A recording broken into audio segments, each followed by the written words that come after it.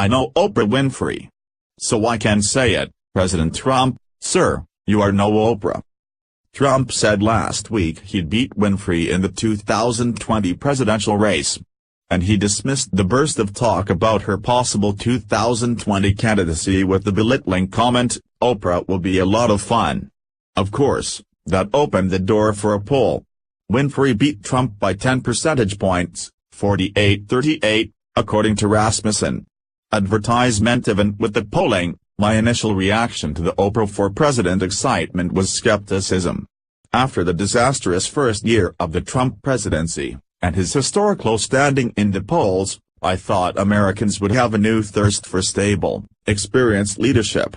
American voters also have a habit of picking a president who is the opposite of the incumbent.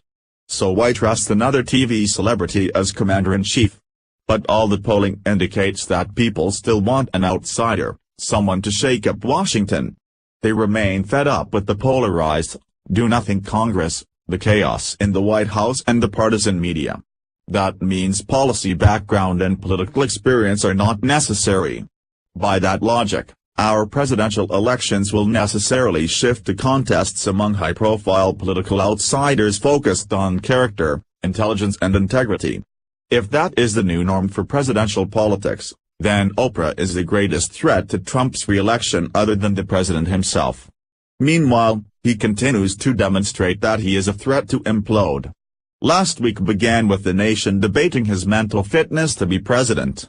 It ended with debate on whether the stable genius, as he called himself, is a racist. That sad conversation started after he stated his preference for immigrants from Norway over those from shithole countries in Africa, the Caribbean and Central America.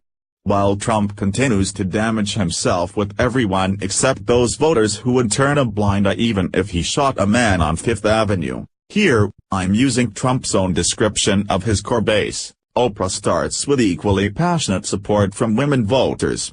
In the Rasmussen poll, she beat Trump among women by 52% to 34%. Oprah's popularity among white women, particularly in suburban and rural America, makes her uniquely well-positioned to succeed where Hillary Clinton failed as a presidential candidate. Let's remember that in 2016, white women made up 37% of the electorate. They voted for Trump over Clinton, 52% to 43%. If Clinton had won, or even narrowed her margin of loss, with white women, she would be president today instead of Trump. For decades, Oprah has cultivated an extraordinarily intimate relationship with an audience that captures the entire Obama coalition, David Burstein wrote in Vanity Fair last week. That includes two key groups where Hillary wasn't as strong as she could have been, non-college educated white women and suburban white women. Put these voters together and Oprah can be competitive in every state Obama won in 2012. No other prospective 2020 candidate can make as clear a claim, Burstein concluded. Also factor in the tremendous turnout by minority women, specifically black women, that carried Democrats to victory in the 2017 Virginia gubernatorial race and the Senate special election in Alabama. Those are Oprah voters. Oprah would make history as the first black woman president. Now that is the definition of a political outsider. President Obama proved that race is no longer a barrier to the presidency. Clinton proved that gender still is a barrier, even with the backing of allies from her husband's 2 terms in the White House. In contrast to Clinton, Oprah's central appeal has always been her bond with white women. They formed the audience base of her daytime talk show for decades. She is a trusted, confident, credible and comforting figure for women. She helped them make sense of the most controversial social and political issues of the time on that show. I first appeared on Oprah's show back in 1990. I was on a panel with rapper Ice-T, debating violent and sexual lyrics in music, and whether such graphic and explicit records should come with a warning label.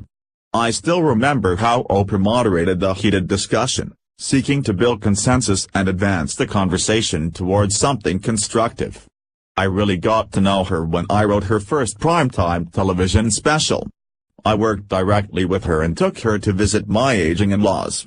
For a star of her magnitude, she was always genuine, caring about others and, Most of all, smart. Once they got over being starstruck, my family took to her like one of our own. The star I got to know really is a good person. Another factor in Oprah's favor is the ongoing failure of the Democrats to find a compelling candidate to run against Trump. Oprah's path to the presidency and the Democrats' path back to the White House are the same. They both need white women. There's an argument for choosing someone outside the circle, said House Minority Leader Nancy Pelosi, California. She added, Oprah has read books, she knows how to identify talent.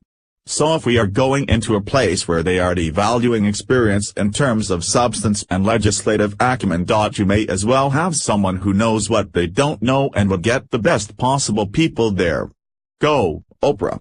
Juan Williams is an author and a political analyst for Fox News Channel.